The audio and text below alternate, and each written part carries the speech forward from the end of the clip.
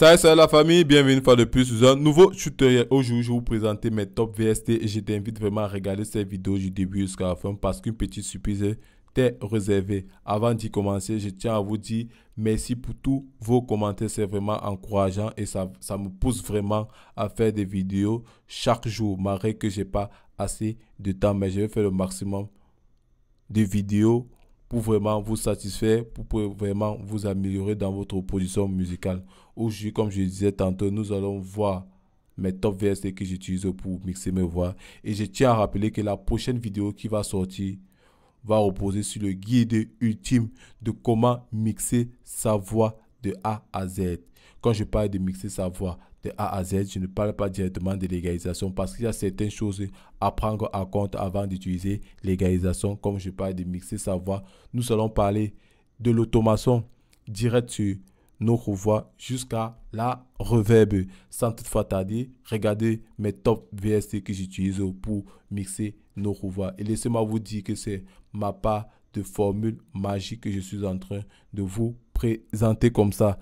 Et je vais le faire dans le cas pratique dans la prochaine vidéo. Nous allons d'abord commencer par le noise gate, la réduction des bruits. Généralement que j'utilise parce que parce que ma salle n'est pas insonorisée.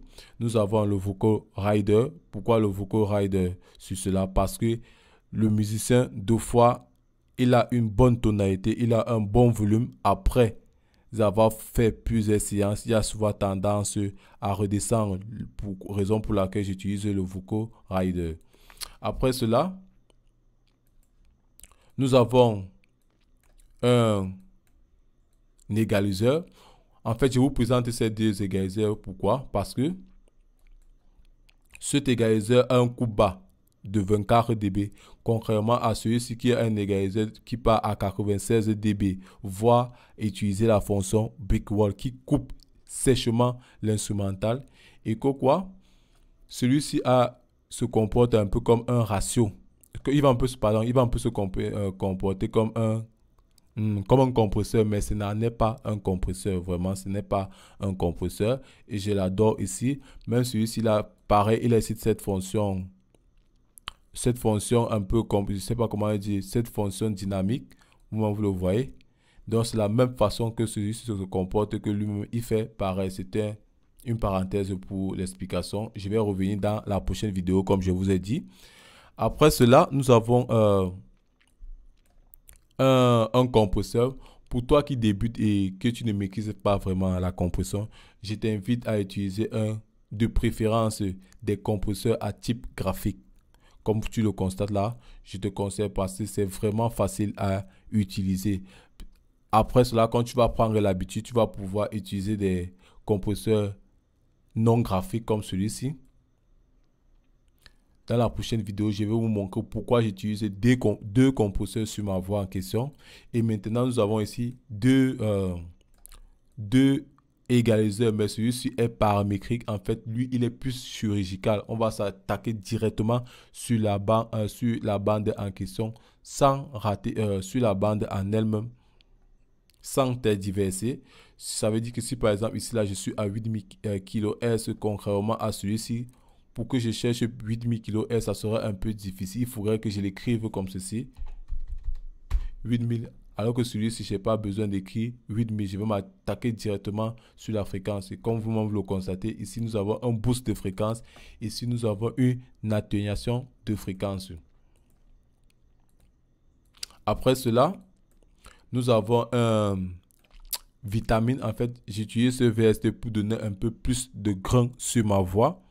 Un peu plus donné d'harmonie. Je ne sais pas si vous comprenez dans quel sens j'y vais.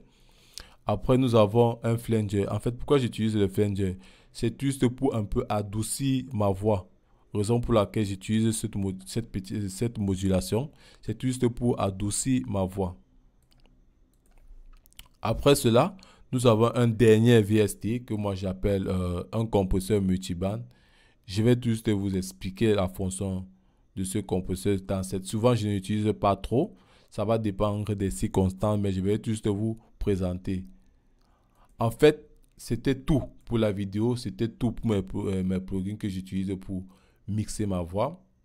Et pour tous ceux qui ont regardé cette vidéo du début jusqu'à la fin, comme je disais tantôt, il y a toujours un cadeau pour tous les nouveaux. C'est quoi? En fait, j'ai mis le cadeau dans la description que tu pourras télécharger gratuitement. Et comme je disais tantôt, si tu as aimé la vidéo, tu t'abonnes, tu commentes, tu partages et surtout tu actives la clé de notification pour ne pas rater mes vidéos. C'était ATA Studio, c'était ATA Studio. Je vous dis à la prochaine pour une nouvelle vidéo. Sur cela, portez-vous bien.